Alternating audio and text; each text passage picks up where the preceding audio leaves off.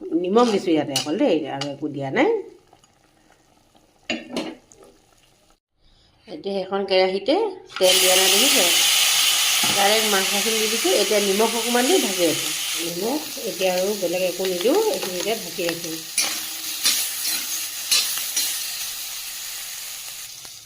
এতিয়া ইয়াৰ পৰা তেল ওলালে চাওক, একো দিয়া নাই। এতিয়ালৈকে এনেকৈ ভাজি ল'ব থাকোঁতে গাহৰি তেলতে গাহৰি বনাম মানে, গম পাইছে। এতিয়া দিলোঁ পিঁয়াজ।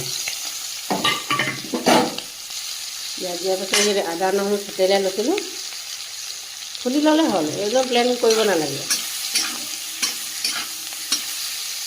ইয়াতে হালধি, তেলখিনি ওলাই গ'ল ন, এতিয়া দি দিব পাৰি আৰু। লৰাই দিম মই ভালদৰে। এতিয়া চাওক, পিঁয়াজ আদা নহৰু এইখিনি গোটেই ধুনীয়াকৈ ভজা হৈ গ'ল। চাওক, এতিয়া ইয়াতে দিম কেঁচা জলকীয়া, লগতে এই ওলকবি। এতিয়া এইখিনি আৰু বেছি ভাজি নাথাকিব, কাৰণ মাংসটো আৰু বেছি ভাজি থাকিলে টাইট হৈ যাব। এতিয়া ইয়াতে মই পানী যোগ কৰি দিম। উতলি আছে। এতিয়া মই ইয়াতে গুটি আলু কেইটামান আছে, সেইবিলাক দি দিছোঁ।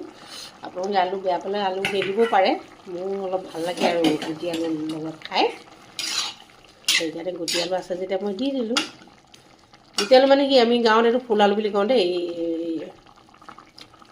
ইয়াত কি বুলি কয় মই নাজানো বাৰু।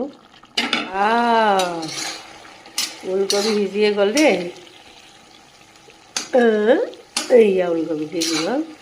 কিন্তু এতিয়া এটা দুখৰ বিষয় হ'ল কি, ইয়াতে এতিয়া ধনিয়া পাত দিব পাব লাগিছিলে, কিন্তু মোৰ আজি ধনিয়া পাত নাই। যিহেতু আজি ছাটাৰডে, কাইলৈ ছানডে বাৰু, কাইলৈ পাম ধনিয়া।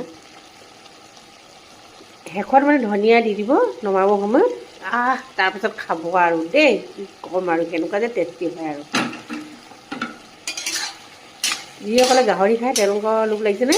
মোক আজিকালি গাহৰি খাব নিদিয়ে, মানে কি ক'ম আৰু, বয়স হৈছে নহয়, স্বাস্থ্যৰ প্ৰতি চিন্তা কৰি মানে অলপ এসপ্তাহ মূৰে মূৰে দিয়ে আৰু। পুৰা শুকাই গ'ল চাওক। আকৌ এনেকৈ তেলটো ওলাব দিব, তাৰপাছত আৰু ধনিয়া পাত অকণমান দি দিব আৰু খাব আৰু কেনেকুৱা টেষ্টি হয়। আমি বইল বনাওঁ বেলেগ, আৰু বেলেগে বইল বনাই এনেই ভাইৰেল হয়। যেনেকৈ পানী এগাল এগাল দি ধমধমকৈ দি দিব, সেইটোকে মানুহে মিলিয়ন মিলিয়ন ভিউ দিয়ে। আমি ধুনীয়াকৈ বনাই দেখাওঁ, আমাক মিলিয়ন ভিউৱে নিদিয়ে। দিব আপোনালোকে অকণমান আৰু ভিউটো। এয়া চাওক, খাবলৈ এতিয়া কেনেকুৱা টেষ্টি হয়। এতিয়া মই জুই মাৰি দিওঁ দেই।